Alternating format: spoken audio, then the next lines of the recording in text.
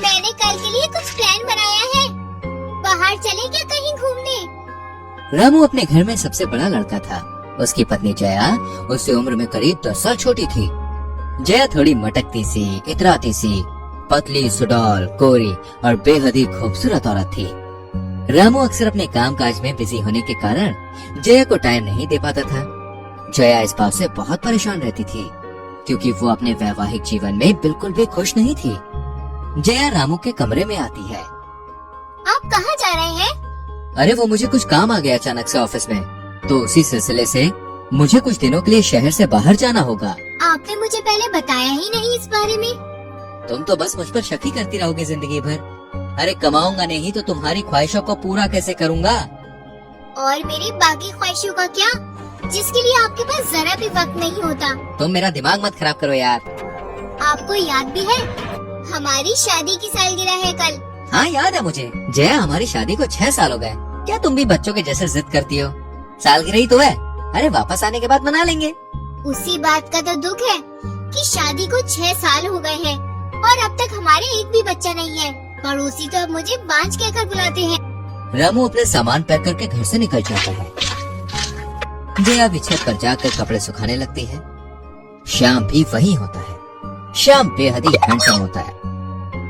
जया जब उसे देखती है तो उस पर उसका मन मोहित हो जाता है। फिर जया वहाँ से किचन बर्तन मांजने चली जाती है।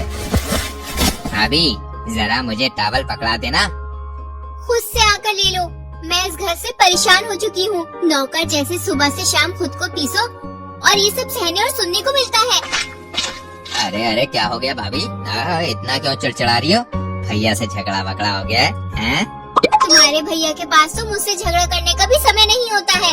हटो, जाने दो, मुझे बहुत सारा काम है।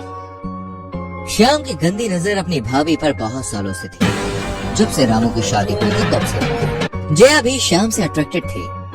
वो भी उसे पाना चाहती थी, मगर शादीशुदा होने की वजह से वो अपनी मर्यादा कभी लांघी नहीं। जया अपने कमरे में बिस्तर ठीक कर रही होती है, तभी श्याम पीछे से जाकर जया को दबोच लेता है।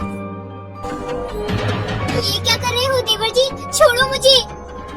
अरे भाभी, अभी खुद ही तो भैया की कमी से परेशान थी, तो सोचा मैं भैया की कमी पूरी कर दूं। वैसे भी कहाँ भैया आपके लिए टाइम निकाल पाते हैं। ऐसे में बेचारी अब क्या करेंगी? अरे कोई तो होना चाहिए ना अंदर की ख्वाहिशों को पूरा करने वाला। कुछ भी बकवास ना करो। तुम्हारे भैया के आते ही मैं तुम्हारी कंप्लेन करूंगी।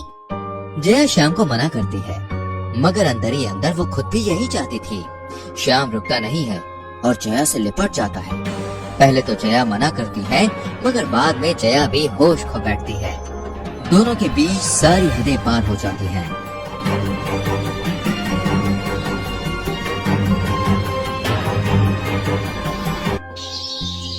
सुबह होते ही जब जया की नींद खुलती है तो वो परेशान हो जाती है। क्या क्या बात हो गई है मेरे से? जया झट से अपने कपड़े पहनती है और किचन में चली जाती है। जया को लगता है कि कहीं रामू उसे छोड़ ना दे।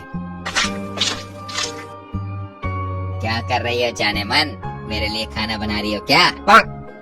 देखो, जो भी कल रात हुआ वो अनजाने में हुआ, उसे भूल जाओ। अरे मैं तुमसे प्यार करने लगा हूँ जया, ऐसे कैसे मैं तुम्हें भूल जाऊँ? श्याम जया से लिपट जाता है, मगर जया उसे धक्का देकर वहाँ से भाग जाती है और अपने कमरे को अंदर से लॉक कर लेती है। जया, जया, जया, जया, आप इतनी जल्दी आ गए? आप तो परसों आने वाले थे ना? क्यों? मुझे देखकर तुम खुश नहीं हो? अरे तुम ही तो बोलती थी कि मैं टाइम नहीं देता हूँ तुम्हें। तो मुझे अपनी गलती का एहसास हुआ और मैं छुट्टी लेकर चला आया वापस। वैसे भी आज हमारी शादी की सालगिरह है। देखो, मैं तुम्हारे लिए कुछ उपहार लेके आया हूँ, जिसे देखकर तुम खुशी के मारे नाचने लगोगी और अपनी सारी शिकायतें भूल जाओगी। क्या है? बताओ ना। अरे बताऊंगा बताऊंगा, थोड़ा सब्र रखो। सब्र का फल मीठा होता है।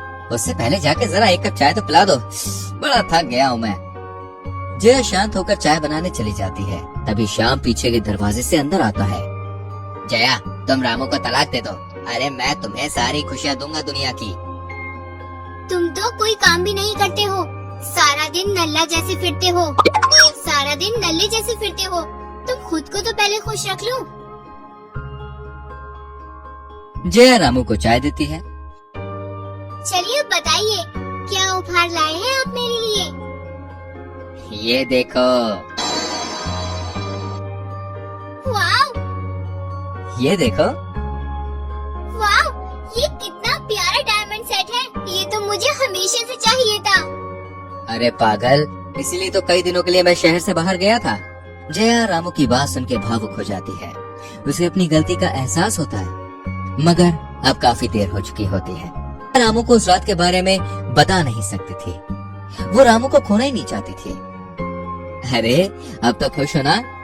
बहुत। जया रामू से गले मिलती है। जया डायमंड सेट लेकर अपने कमरे में चली जाती है। श्याम ये सब चुपके से देख रहा होता है।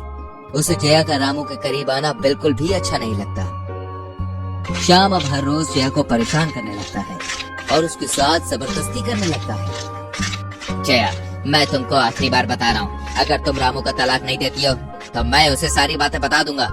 जो भी हमारे बीच उस रात हुआ, तुम रामू के करीब कैसे आ सकती हो?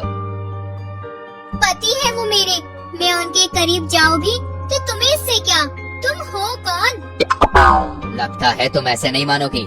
अब मैं रामू को खुद इस घर से धक्के मार के निकाल दूंगा, तब तुम्हें पता चलेगा मैं क्या चीज हूँ। लगता है ये इंसान ऐसे नहीं मानेगा। अब मुझे ही इससे पीछा छुड़ाना पड़ेगा। जया श्याम को एक चिट्ठी लिख कर देती है, जिसमें लिखा होता है कि वो उससे छत पे आज रात आके मिले। जया, मैं आ गया। कहाँ हो तुम? मुझे पता था तुम मेरे बिना नहीं रह सकती हो। हाँ, तुम सही कहते हो।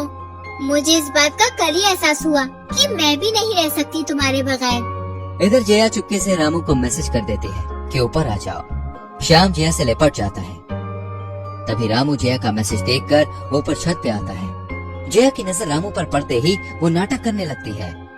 श्याम, छोड़ो मुझे। मैं आज तुम्हारे भैया को हर बात बता दूंगी कि कैसे तुम मेरे साथ उनके ना होने पर जबरदस्ती करते हो। छोड़ो मुझे, जाने दो। बचाओ, कोई बचाओ।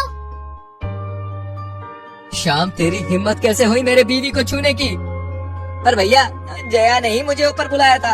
एक तो भाभी को नाम से बुलाते हो और ऊपर से तुम झूठ भी बोलते हो। बदतमीज, मैंने सब देखा है और सब कुछ अपने कान से सुना है। रामू श्याम को थप्पड़ लगाता है।